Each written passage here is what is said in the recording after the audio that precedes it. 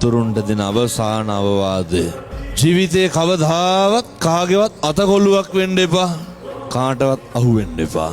කාටවත් රැවටෙන්න එපා. කිසි කෙනෙක් ඉස්සරහ ලැජ්ජාවටපත් වෙන්න එපා. කාගේවත් ඉස්සරහ ජෝක් එකක් වෙන්න එපා. කාගේවත් ඉස්සරහ හැල්ලු වෙන්න එපා. කාටවත් මාත්‍රිකා කතන්දර හදන්න ඉඩ තියන්න එපා. කිසි කෙනෙක් කැමති නෑ සත්පුරුෂ දරුවනේ අපිට හරියනවට. හැම කෙනෙක්ම කැමති අපිට වරදිනවට. ලෝකයක් බලාගෙන ඉන්නේ ඕක කුඩුකාරයා ගංජාකාරයා බේබද්ද කියලා ලේබල් ගහන්න. කිසි කෙනෙක් නෑ අපි හොදන්න. කිසි කෙනෙක් නෑ අපි බේරන්න. අපේ අම්මා තාත්තා බලාගෙන ඉන්නවා අපි සත්පුරුෂයෙක් වෙලා. අපි යහපත් ගති පැවතුම් මැත්තෙක් වෙලා. අපි මොන දේ කෙරුවත් අපේ අම්මට තාත්තට අපි හරි. අපි මොන දේ කෙරුවත් අපේ අම්මා තාත්තා කවදාවත් අපි ඒ දේ කරා කියලා කියන්නේ නෑ. අකමැත්තෙන් වුණත් දෙමව්පියෝ කියනවා නෑ දරුවෝ වැරදි නෑ දරුවෝ හරි. ලෝකයක් කියනවා අපේ හරි දේවල් වලට වැරදි කියලා. අපි හරි නෑ. අපි වැරදි. නිරන්තරයෙන් අම්මගේ තාත්තගේ වචනට සාධාරණයක් කරන්න. දෙමව්පියෝ හොඳට නඩත්තු කරන්න. අයියා අක්කා නංගි මල්ලි සහෝදරයා සහෝදරිය හොඳට නඩත්තු කරන්න. කවදාවත් අම්මට තාත්තට තාතෝ කියලාවත් කතා කරන්න එපා. හන්දි බෝක්කු කැටකඩ පිල් ගානේ. කල්ලි ගහිලා එක්ක අහුවලා එක එක සමාගම් වලට එක්ක අහුවලා ජීවිතේ අනාථ කරගන්න එපා.